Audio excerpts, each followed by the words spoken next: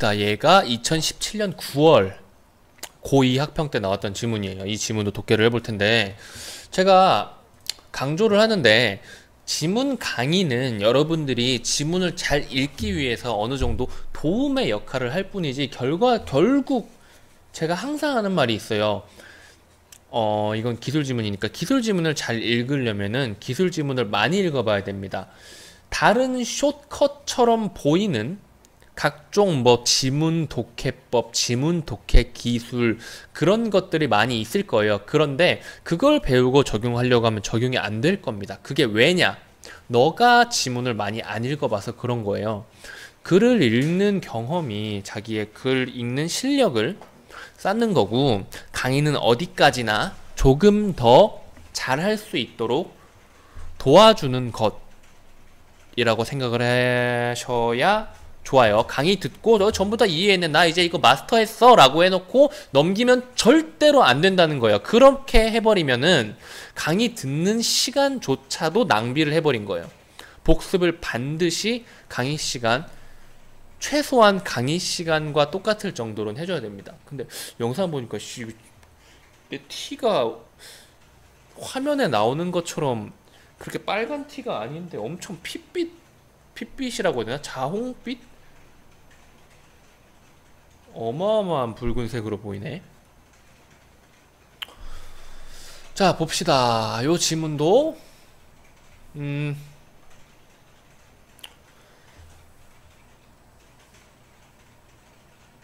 일단 쓱 한번 봐봤어요. 쓱 한번 봤는데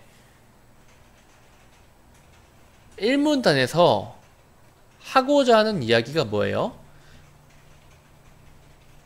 미술품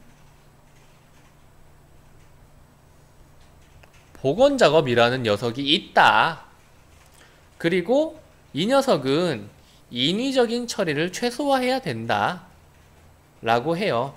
그리고 이 문단에서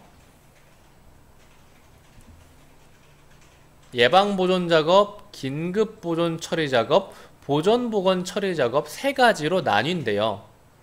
그런데 여기에서 예방보존작업, 긴급보존 처리작업, 그리고 보존보건 처리작업에 대해서 이야기를 하죠. 자, 이 미술품 복원 작업의 종류 세 가지에 대해서 이야기를 하고 있습니다. 아주 간단하게 낼 수 있는 문제로 이 세 가지에 대해서 물어보면서, 예방보존 작업에 대해 물어보면서 긴급보존 처리 작업 내용을 넣거나 그러면은 사실확인 문제에 틀린 답이 되는 거겠죠? 세 개 비교하면서 차이점을 읽으면서 인지해야 됩니다. 암기할 필요까지는 없고요. 그럼 여기는 굳이 읽을 필요가 없을 것 같아요. 그 다음 문단 보면 미술품 복원 작업은 작품의 상태를 조사하는 것부터 출발한대요. 이를 위해 육안으로 작품을 조사하기도 하지만 주로 X선 투과 사진법을 이용합니다. 이것도 뭐 그림이 있나? 잠깐만. 그림이 있기는 한데 굳이 크게 도움이 될 것 같진 않네요. 그냥 진행하겠습니다. 자, 그래서 X선 투과 사진법이라는 녀석이 있는데, 요 나머지 부분은 X선 투과 사진법에 대한 이야기를 쭉 하고 있는 거죠. 3문단은 그럼 이거예요. 미술품 복원, 이제 3문단부터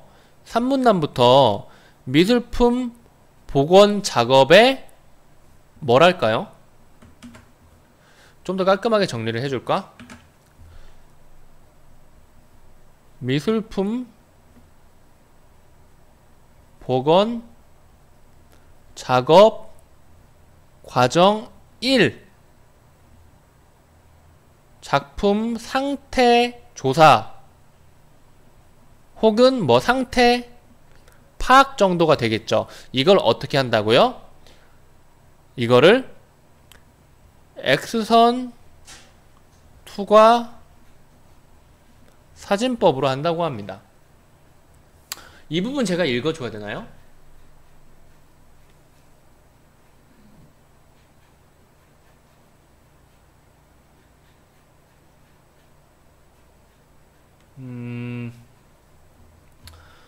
X선은 파장의 길이가 매우 짧다. 파장이 짧은 전자파는 물체를 투과하는 성질이 있는데, 그래서 파장이 짧은 X선은 물체를 투과하는 거겠죠?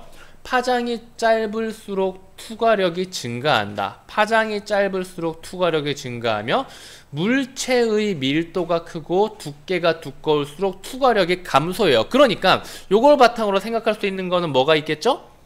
물체의 밀도가 크고 두께가 두꺼울수록 이것을 투과시키기 위한 X선의 파장은 더 짧아야 좋을 거라는 생각은 할 수가 있겠죠? 투과력이 더 높아야 투과력이 감소하게 되는 물체까지 투과를 할 테니까요. 또한 X선은 필름을 사진에서 필름에 바른 감광제 빚을 쬐어 흑백의 상을 만듦. 흑백으로 만드는 뭐 그런 게 있나 보네요. 필름을 감광시키는 성질이 있기 때문에 미술품을 사이에 두고 X선의 반대측에 필름을 놓은 후 X선을 조이면 필름의 흑백의 영상을 얻을 수 있다. 우리가 X선 병원 가가지고 가슴 부분 엑스레이 찍고 그러죠. 그 엑스레이랑도 같은 원리인 거예요. 우리 엑스레이 사진 어때요? 흑백 사진으로 나오죠. 그거 본 적 아마 있을 거예요. 건강해서 찍을 일이 없었다면은 사실 축하합니다. 건강한 건 축하할 일이지. 근데 다들 한 번쯤은 아파가지고 어렸을 때 엑스레이를 찍어본 적이 있을 텐데, 그때 본 사진이 흑백 사진이라는 거를 기억해 주시면은 요런 느낌 이야기하고 있다는 걸 알 수 있습니다. 자, 그래서 X선이 투과력이 감소할수록 투과율 또한 당연히 감소하겠죠. 물체의 영상은 필름에 하얗게 나타난다. 따라서 흑백의 명암차를 분석하면 어떻게 돼요? 투과를 얼마나 했는지, 물체의 밀도와 두께뿐만 아니라 육안으로 식별할 수 없는 미술품의 손상 부위, 그러니까 안쪽에 있는 손상까지도 찾아낼 수 있다고 하네요. 정확하게 완벽하게 직관적으로 이해는 안 되지만 대충 무슨 말인지는 알 것 같아요. 그쵸? 사문단 갑시다. 그래서 상태 조사를 한 다음에는 당연히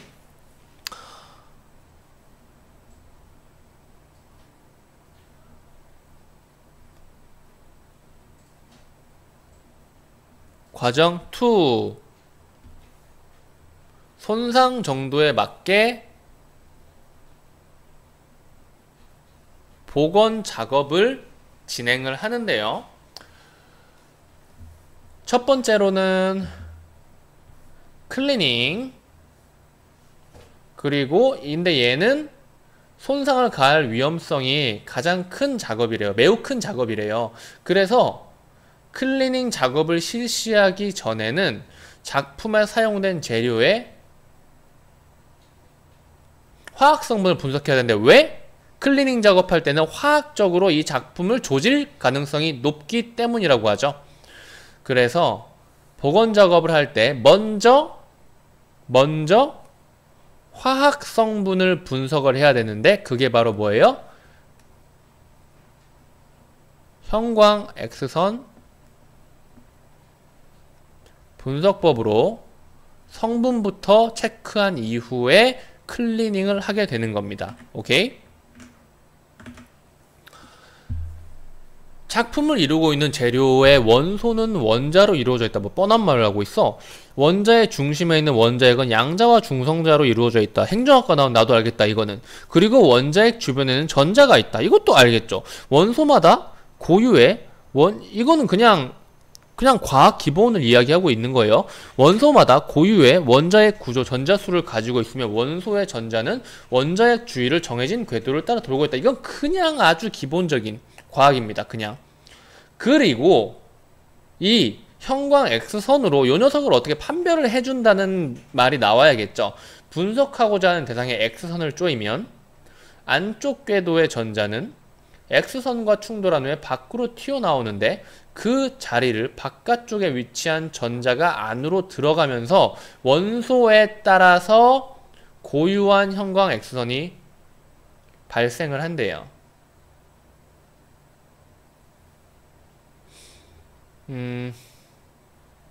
뭐 그렇다네요. 안쪽 궤도 전자가 튀어나오고 바깥쪽 위치한 전자가 안으로 들어가면서 이런 식으로 튀어나오고 안으로 드러나면서 어떤 형태가 만들어진다. 형광 X선이. 그걸 보고 이 미술품에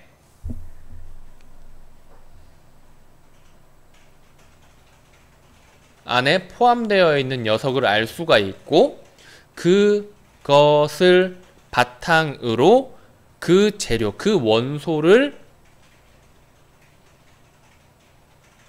뭐라고 할까요? 망가뜨리지? 그 원소를 박살내지 않는 재료를 이용해서 클리닝을 하겠다 이거죠. 여긴 그냥 읽어보면 될 것 같고, 그래서 결과적으로는 재료를 파괴하지 않고 분석하고, 그리고 이 분석을 바탕으로 또 파괴하지 않는 클리닝을 하게 될 수 있다라는 겁니다. 그리고 오문단은